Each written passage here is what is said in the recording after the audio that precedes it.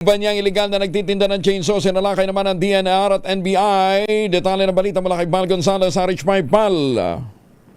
Kuya Angel, nasukol sa entrapment operation ng pinagsanib na puwersa ng DNR at NBI Mimaropa ang dalawang operator ng isang trading corporation na sangkot sa pagbibenta ng illegal chainsaw sa Pinamalayan Oriental, Mindoro.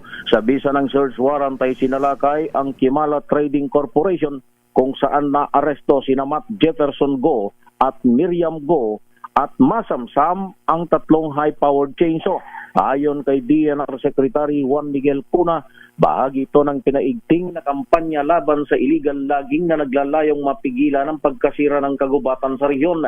Nauna nang nakapagsagawa ng test bayang NBI sa nabanggit na tindahan at nakabili ng isang 58cc chainsaw na walang otorisasyon.